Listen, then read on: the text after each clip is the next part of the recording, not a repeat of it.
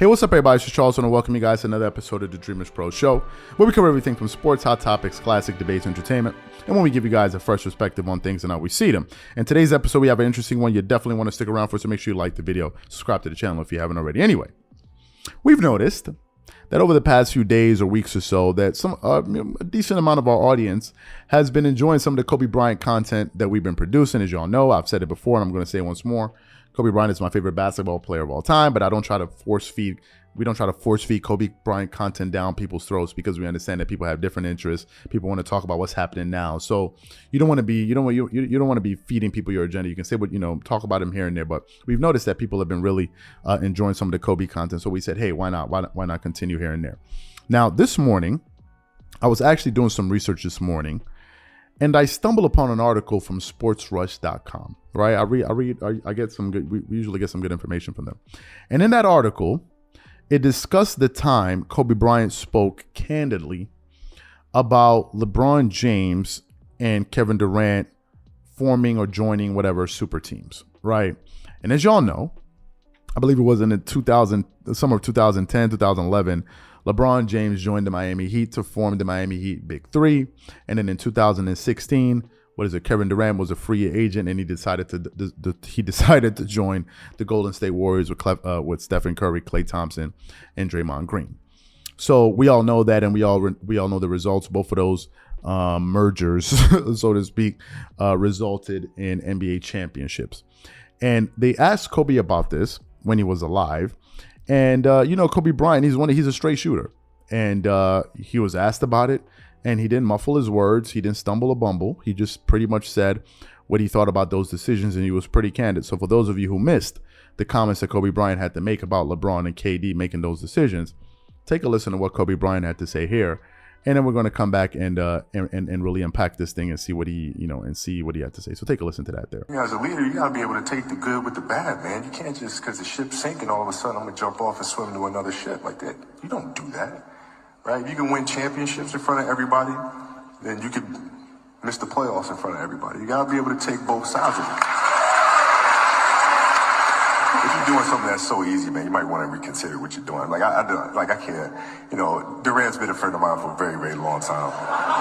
Yeah, he's been a friend of mine for a long time. So is LeBron and all those guys. Would I make the same decision? No.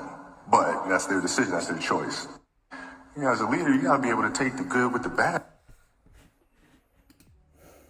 So as you heard, that's what Kobe Bryant had to say about those two guys making those decisions. Now, when KD and LeBron made those moves, they were heavily criticized for it. I'm trying to understand who was criticized more. I think it was probably equal, because I remember at the time LeBron did it, it was heavily frowned upon.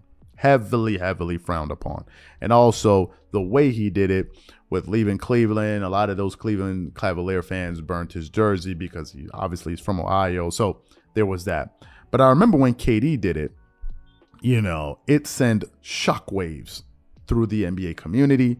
And you had people like Stephen A. Smith calling it the weakest move by a superstar player in NBA history. We all remember that.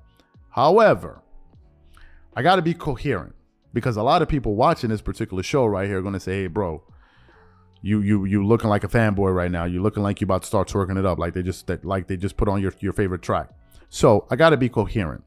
There's a part about this that doesn't really make sense to me. Why? As y'all know, I believe it was in 2004, Karl Malone and Gary Payton joined the Lakers to play with Kobe Bryant and Shaq. And they formed a legitimate super team. And that team actually made it to the NBA Finals and lost in 5 games to the Detroit Pistons. They only won 1 game, and that was the game when Kobe Bryant hit that 3 to tie it, taking it to overtime, and they won game 1. And then the Detroit Pistons went on to win the next 4 games. So that was the first super team that Kobe Bryant was a part of. And then the Lakers tried to trade away, I believe it was Lamar Odom and some other players to get Chris Paul. And that was going to form a super team, but ultimately the NBA got in front of it and said, no way this deal is happening. We recently did a video with Iman Shumpert where he touched on it, and he said, no, the NBA was like, all right, y'all are cheating. Like, hell no, that's not going to happen, right? So those were two instances where Kobe Bryant himself tried to form a super team. And I think it's very important that I point that out, because I think if I didn't point that out, people would not take me seriously as this video continued on. They'll be like, man, listen, they'll probably be hitting the dislike button. So it's very important that I point it out. Now, that regard, I don't think he was being coherent. However, maybe the vantage point Kobe Bryant was speaking from was him not leaving to join super teams. As y'all remember, there was a time when Kobe Bryant told the Lakers, and he made it very public, that he wanted to be traded. I believe it was to the Chicago Bulls. But at that time, the Chicago Bulls were not going to be a super team at all, right?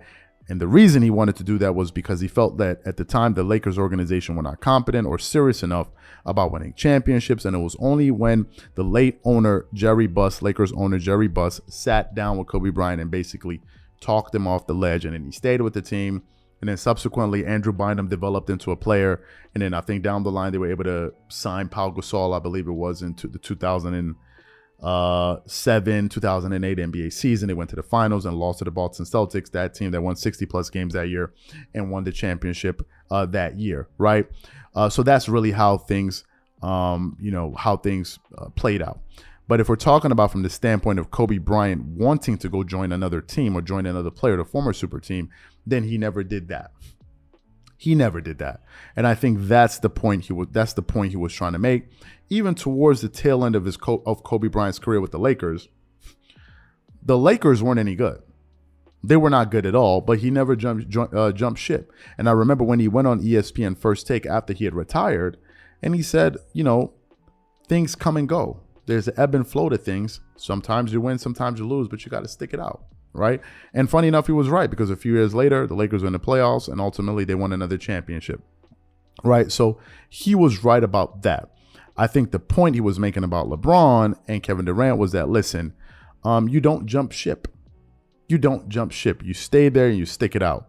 But to be fair to LeBron and KD supporters, at one time, Kobe Bryant wanted to jump ship. And then one time he created a super team. It didn't work, but he did. And he did. And it ultimately, it didn't work out. So I think it was important that I mentioned that. But nevertheless, I thought it was an interesting piece, because I never heard Kobe Bryant make those comments about LeBron James and Kevin Durant. I never did. And I think the reason so many people were upset with KD and LeBron was because they joined these super teams, or created, let me say, these super teams, right? Miami was not a super team before LeBron got there. After he got there, was a super team with Ray Allen, Dwayne Wade, and Chris Bosh. Same thing with the Golden State Warriors with Steph, Clay, Draymond, and KD, right? It was a foregone conclusion who was going to win the NBA championship after those guys made that move. And in Miami Heat went on to 4 straight NBA championship experiences. So these are my thoughts. I hope you guys thought this video was balanced. Whatever you guys think, please leave your thoughts and comments in the comment section. And we'll definitely catch you guys on the next episode. Peace.